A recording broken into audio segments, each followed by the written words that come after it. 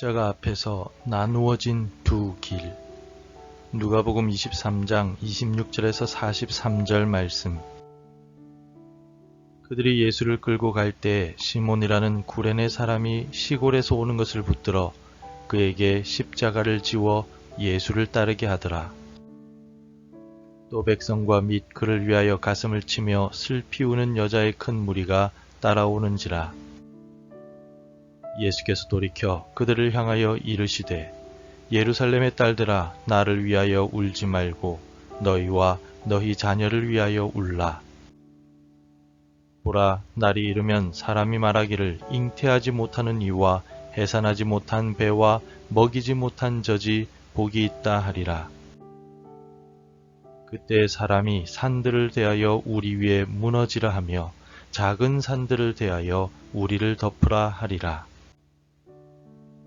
푸른 나무에도 이같이 하거든 마른 나무에는 어떻게 되리요 하시니라.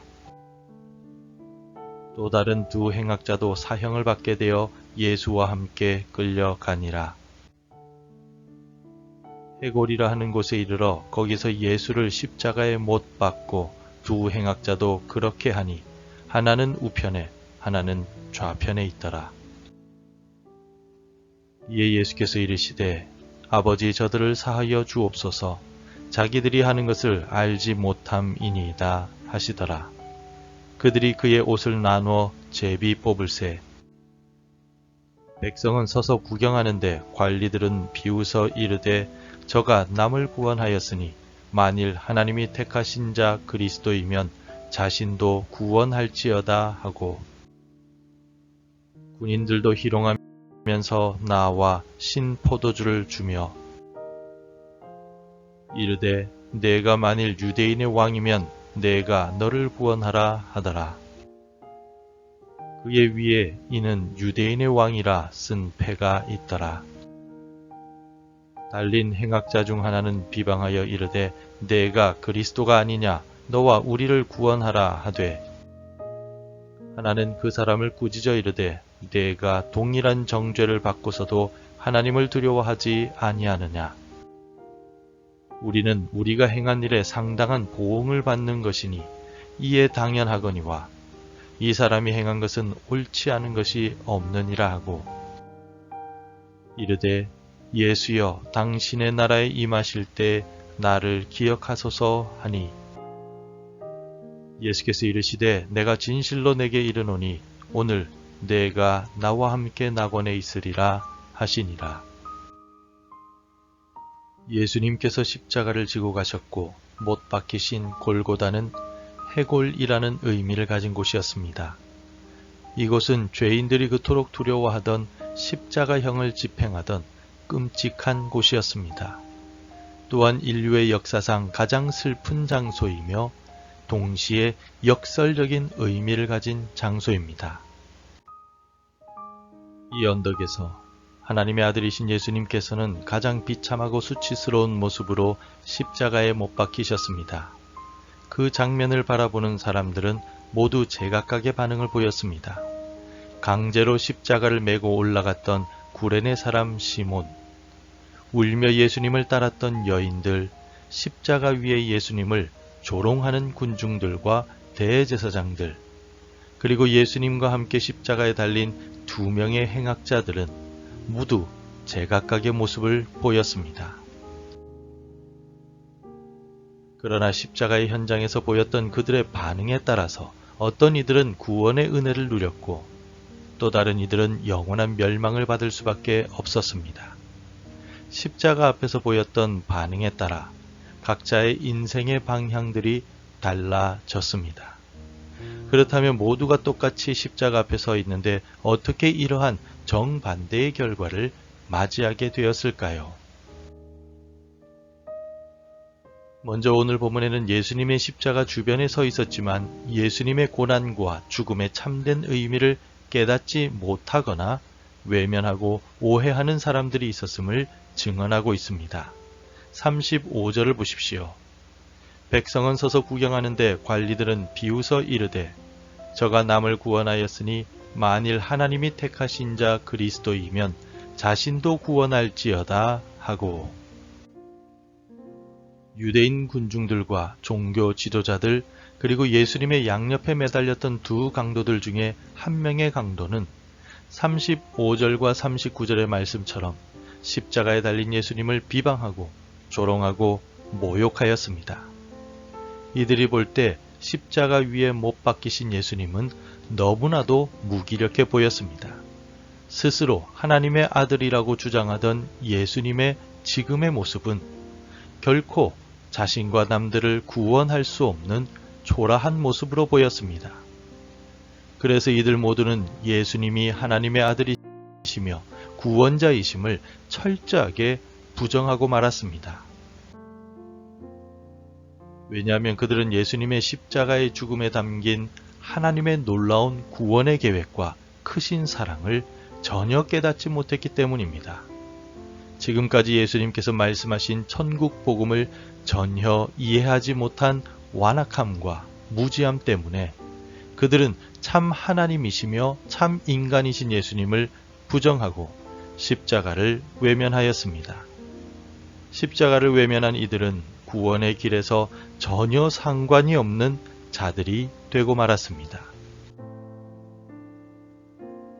비록 많은 사람들이 예수님을 조롱하고 십자가를 외면하였지만 그 가운데에서도 십자가를 붙잡은 사람이 있었습니다.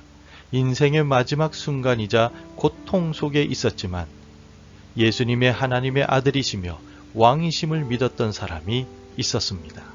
42절을 함께 읽겠습니다. 이르되 예수여 당신의 나라에 임하실 때에 나를 기억하소서 하니. 삶의 마지막 순간에 예수님을 믿고 십자가를 붙잡은 또 다른 강도는 죽음을 앞둔 절망적인 상황에서 자신의 죄를 정직하게 인정하였습니다. 그리고 십자가에 달린 예수님이야말로 죄가 없으신 하나님의 아들이시며 왕이심을 믿음으로 고백했습니다. 예수여 당신의 나라에 임하실 때 나를 기억하소서라며 이 강도는 삶의 마지막 순간에 자신의 믿음을 표현하였습니다. 그러자 예수님은 오늘 내가 나와 함께 낙원에 있으리라 라는 확실하고 즉각적인 구원을 약속해 주셨습니다. 이와 같은 즉각적인 구원의 은혜는 인간의 구원이 결코 행위에 있지 않고 전적으로 주어지는 은혜이자 선물임을 증명합니다.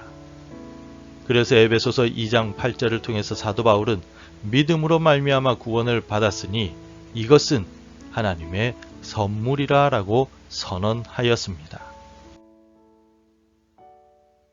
오늘 우리는 십자가 앞에서 나누어진 두 길, 외면과 조롱의 길, 그리고 용서와 구원의 길을 보았습니다.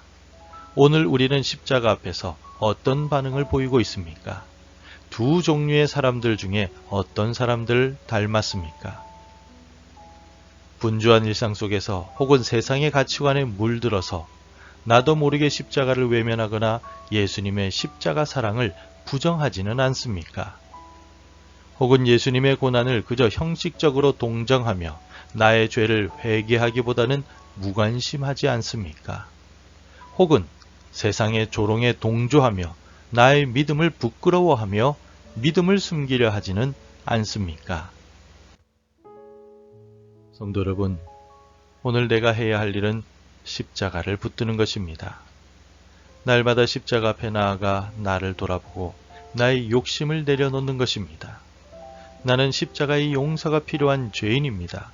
주님만이 나의 왕이시며 나의 구원자이십니다. 라는 고백을 겸손히 올려드리는 것이 바로 이 새벽에 내가 해야 할 믿음의 고백이요 결단입니다.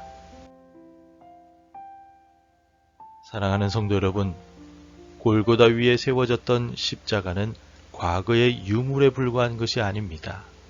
예수님의 십자가는 오늘 우리의 삶의 중심에 살아 숨쉬는 하나님의 구원의 능력입니다. 십자가에 못 박히신 예수님은 지금도 우리 각자에게 묻고 계십니다. 너는 나를 누구라 하느냐? 너는 십자가 앞에서 어떤 길을 선택하겠느냐라고 말입니다. 예수님의 십자가 앞에서 조롱과 불신 혹은 무관심의 길을 걸으며 멸망을 향하시겠습니까? 아니면 회개한 강도와 같이 겸손히 자신의 죄를 인정하고 믿음으로 주님, 저를 기억하소서라고 기도하며 영생의 약속을 붙드시겠습니까? 바라건대 십자가의 은혜를 온전히 깨닫고 믿음의 길, 생명의 길을 선택하시는 복된 새벽이 되시기를 간절히 소망합니다. 기도하겠습니다. 사랑과 은혜가 풍성하신 하나님 아버지, 오늘도 우리를 십자가의 은혜 앞으로 불러주시니 감사합니다. 우리의 죄와 허물을 용서해 주시고 십자가 위에서 보여주신 예수님의 끝없는 사랑과 용서를 깊이 깨닫게 하옵소서. 회개한 강도와 같이 겸손한 마음으로 예수님을 나의 왕, 나의 구원자로 고백하며 날마다 주님과 동행하는 삶을 살게 하옵소서. 예수님의 이름으로 간절히 기도드립니다. 아멘. 계속해서 함께 기도해 주시기 바랍니다. 이 새벽에 나를 불쌍히 여겨주시고 나의 연약함과 아픔을 기억해 주옵소서. 예수님만이 나의 구원자이심을 고백하며 주와 동행하며 오늘을 살게 하소서. 우리의 가정이 믿음으로 하나 되게 하시고 평안과 감사가 넘치게 하소서. 매일 하나님의 말씀으로 하루를 시작하는 복된 삶이 되게 하옵소서. 오늘도 말씀대로 살아가며 열매 맺는 하루가 되시기를 축복합니다.